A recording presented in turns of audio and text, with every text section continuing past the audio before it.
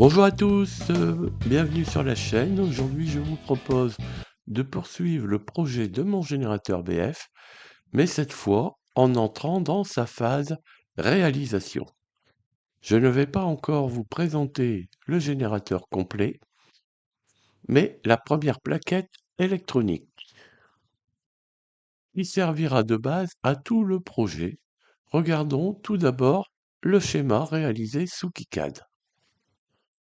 Comme je le rappelle souvent, j'utilise principalement KiCad dans le but de concevoir mes circuits imprimés. Il est donc indispensable que le moindre détail apparaisse sur le schéma.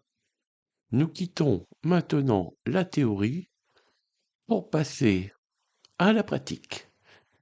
Cette première carte est construite autour d'un Arduino XIAO qui pilote un AD 9833. Vous vous souvenez peut-être que j'avais déjà travaillé avec ce circuit dans les vidéos DFT A266, DFT A266 bis et DFT A266 ter. J'avais été agréablement surpris par la qualité de la sinusoïde délivrée par ce petit DDS.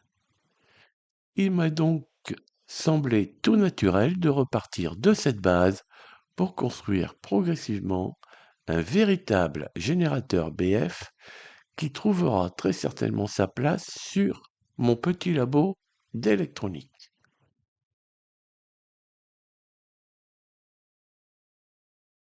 Voyons maintenant l'interface de commande.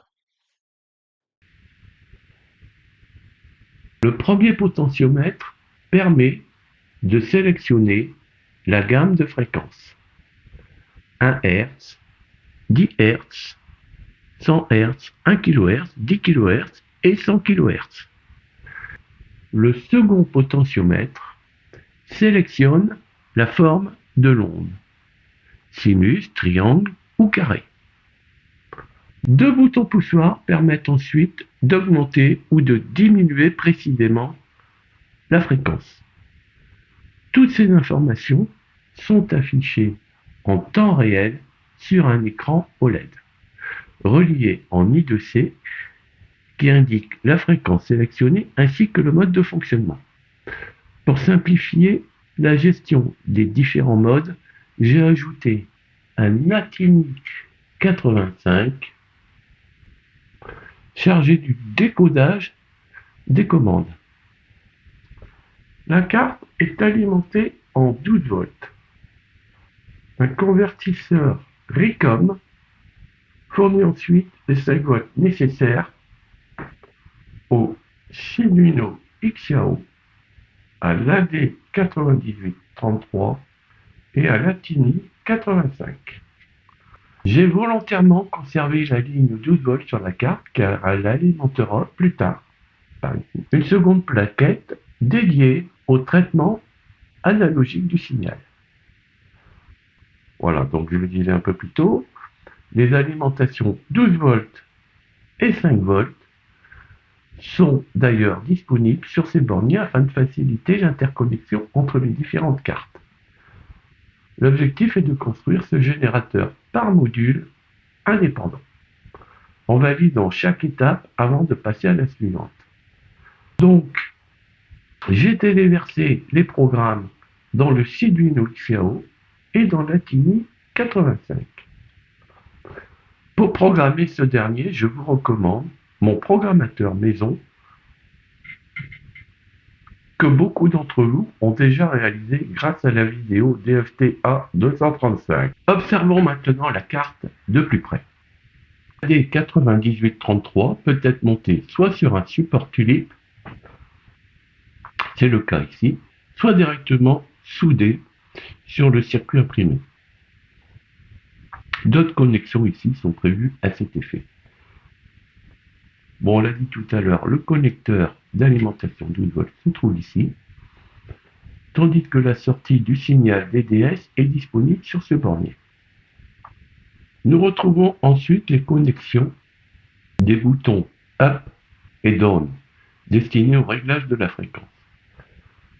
À côté se trouvent les connecteurs des deux potentiomètres permettant de sélectionner la gamme de fréquences et la forme d'onde.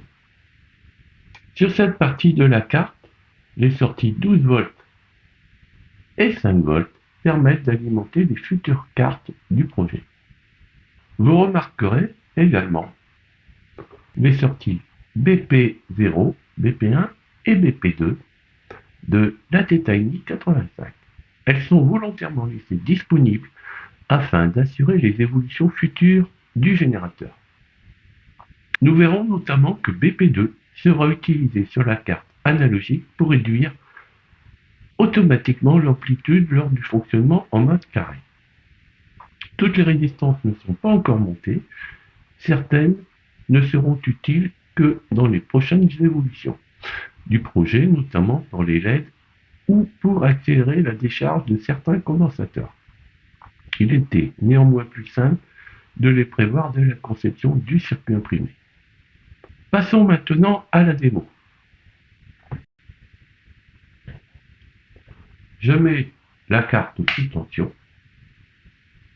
Bien sûr, j'allume mon oscilloscope. Observons le signal délivré par le DDS.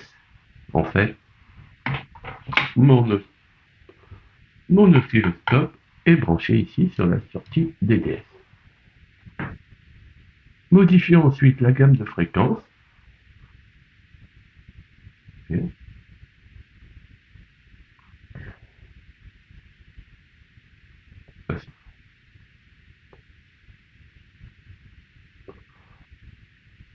Voilà. Puis la forme d'onde. La forme d'onde, c'est le deuxième potentiomètre. Regardez bien ici, ça c'est quand je suis en sinus, ça c'est quand je suis en triangle, et ça c'est quand je suis en rectangle. Et j'agis sur le potentiomètre qui est ici. Voilà, je suis passé en rectangle, en triangle, pardon. On le voit très bien là-bas. On voit tout. Et là, je vais passer en rectangle. Alors, le rectangle, les DDS 9833, ils n'ont pas la même amplitude que le sinus et le triangle. Ils sont en fait, c'est du 0,5 volts. Voilà, là, je suis passé en rectangle, on le voit très bien sur l'oscilloscope et en haut, l'amplitude est beaucoup plus forte. On va repasser en triangle et on va augmenter la fréquence par le bouton pouce vert. La diminuer.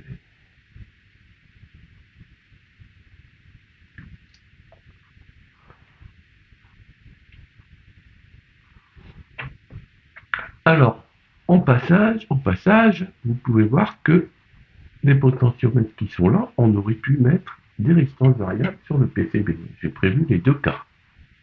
Alors, l'écran OLED affiche instantanément la fréquence ainsi que le mode sélectionné. Si vous le souhaitez, il pourra facilement être remplacé par un modèle plus grand moyennant une légère modification du programme. Bon, comme vous pouvez le constater, cette première étape est parfaitement validée. J'ai déjà bien avancé sur la conception de la carte analogique qui comprendra l'alimentation à zéro virtuelle ainsi que les tâches de sortie. Le circuit imprimé sera pratiquement identique, seules quelques options de personnalisation permettront de l'adapter aux différentes fonctions qui sont donc étage de sortie ou alimentation symétrique. Comme d'habitude, l'ensemble des fichiers KiCad, les programmes et la documentation sont disponibles gratuitement sur GitHub. Vous trouverez le lien dans la description de cette vidéo. Je vous présenterai très prochainement cette nouvelle étape du projet. Un énorme merci à vous tous de suivre cette aventure. Comme toujours, un pouce levé, un commentaire, un partage ou un abonnement sont autant d'encouragements qui me motivent à continuer à faire vivre cette petite chaîne consacrée à l'électronique. À bientôt pour de nouvelles vidéos.